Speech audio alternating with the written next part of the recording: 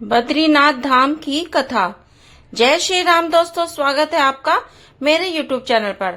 आज फिर सुनते हैं हम एक और नई कहानी। उत्तराखंड राज्य में स्थित अलकनंदा नदी के किनारे बद्रीनाथ धाम है। यहाँ बदरियों यानी बेर का वन हुआ करता था, इसीलिए इसका नाम बद्रीनाथ पड़ गया था और इसे बद्री नारायण मंदिर भी कहते हैं। हिंदू शास्त्रों के मुताबिक एक बार जब भगवान विष्णु काफी लंबे समय से शेषनाग की सैया पर विश्राम कर रहे थे, तब ऐसे में उधर से गुजरते हुए नारद जी ने उन्हें जगा दिया और इसके बाद नारद जी उन्हें प्रणाम करते हुए बोले कि प्रभु, आप लंबे समय से विश्राम कर रहे हैं, इससे लोगों के बीच आपका उदाहरण आलस के लिए दिया जाने लगा है और यह बात ठीक नहीं है। भगवान नारद जी की ऐसी बातें सुनकर भगवान विष्णु ने शेषनाग की सैया को छोड़ दिया और तपस्या के लिए एक शांत स्थान ढूंढने निकल पड़े। विष्णु जी हिमालय की ओर चल पड़ते हैं। तब इस दौरान उनकी नजर पहाड़ों पर बने बद्रीनाथ पर पड़ती है और सतयुग में जब भगवान बद्रीनाथ आए तो विष्णु जी को लगा कि यह तपस्या के लिए अच्छा स्थान साबित हो सकता है और तभी से विष्णु जी उस कुटिया की ओर गए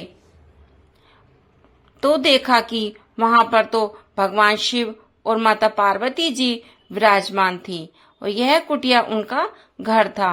अब इसके बाद विष्णु जी इस सोच में पड़ गए कि अगर वह स्थान को तपस्या के लिए चुनते हैं तो भगवान शिव माता पार्वती जी क्रोधित हो जाएंगे और इसलिए उन्होंने उस स्थान को ग्रहण करने का एक उपाय सोचा।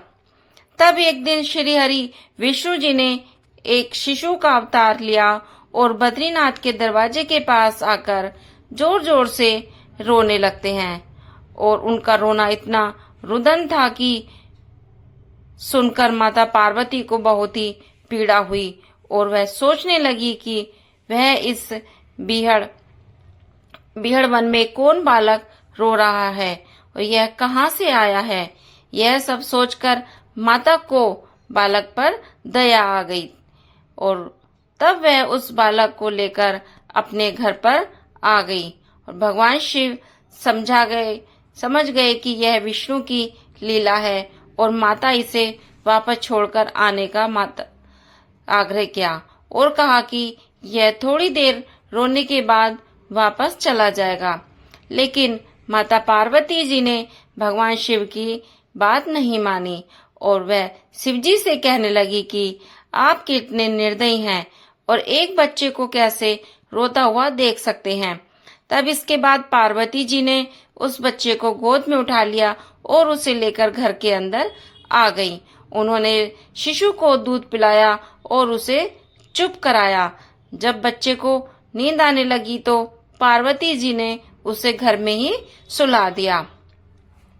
अब भगवान विष्णु के बाल रूप को सुलाने के बाद जब माता पार्वती जी और भगवान शिव घूमने के लिए चले गए, तब भगवान विष्णु इसी इच्छा के साथ शिव जी के घर में आए थे और उन्होंने भगवान विष्णु जी ने दरवाजा अंदर से बंद कर लिया।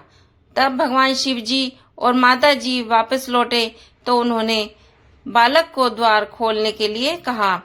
इस पर पार्वती जी ने उस बच्चे को जगाने की भी कोशिश करने लगी तो शिव जी ने उन्हें मना कर दिया और उन्होंने कहा कि अब उनके पास दो ही विकल्प हैं, या तो यहाँ की हर चीज को वो जला दें या फिर यहाँ से हम कहीं और चले जाएं। तब शिव जी ने पार्वती जी से यह कहा कि वह इस भवन को जला नहीं सकती हैं क्योंकि यह शिशु उन्हें बहुत पसंद था और प्यार से उसे अंदर सुलाया भी था। तब भगवान विष्णु ने कहा कि भगवान, अब आप भूल जाएं कि यहाँ आपका कोई स्थान था, क्योंकि यह स्थान मुझे बहुत पसंद आ गया है और मुझे यहीं विश्राम करने दीजिए और आप लोग कहीं अन्यत्र चले जाएं। तब माता पार्वती जी यह सुनकर बहुत हैरान रह जाती हैं और शिव जी उन्हें हंसते हुए पार्वती जी को भगवान श्री हरि की लीला के बारे में बताते हैं। और यह सुनकर माता पार्वती जी सब समझ गई और उन्हें इस बात की प्रसन्नता भी हुई कि कुछ समय के लिए ही सही उन्होंने भी श्री हरि भगवान के बालक के रूप का लाड़ लड़ाने का अवसर प्राप्त हुआ था। तब भगवान शिव ने श्री हरि विष्णु जी से पूछा कि प्रभु अब आप ही हमें बताइए कि हम कहाँ जाएं। तब यह सुनकर श्री हरि विष्णु जी ने उन्हें 3 योजन दूर केदार नामक स्थान पर जाकर बसने का सुझाव दिया और इसके बाद शिव जी और पार्वती जी उस स्थान से चल पड़े और केदारनाथ पहुंचे और वहां पर केदारनाथ ज्योतिर्लिंग के रूप में स्थापित हुए। तभी से भगवान शिव का निवास स्थान केदारनाथ हो गया और वहीं से तभी से यह बद्रीनाथ विष्णु धाम का निवास स्थान बन गया। और ऐसी मान्यता है कि जो भी कोई इनमें से एक तीर्थ पर जाता है तो उसे श्री हरि विष्णु जी और भगवान भोलेनाथ शिव जी या पार्वती दोनों का आशीर्वाद प्राप्त होता है और यदि दोनों तीर्थ के दर्शन करता है तो उसे अवश्य ही मोक्ष प्राप्त होता है। तो ये थी दोस्तों बद्रीनाथ के धाम की कथा। Thanks for watching friends. आशा करती हूँ मेरी वीडियो आपको पसंद आई होगी। तो प्लीज वीडियो को लाइक करें, शेयर करें, चैनल को सब्सक्राइब करें और बेल आइकन पर क्लिक करें ताकि मेरे नोटिफिकेशन आपको मिल जाए। सब्सक्राइब करने के कोई पैसे नहीं लगते हैं दोस्तों। प्लीज सब्सक्राइब करिए और चैनल को आगे तक बढ़ाइए। Please support me. Bye bye, take care.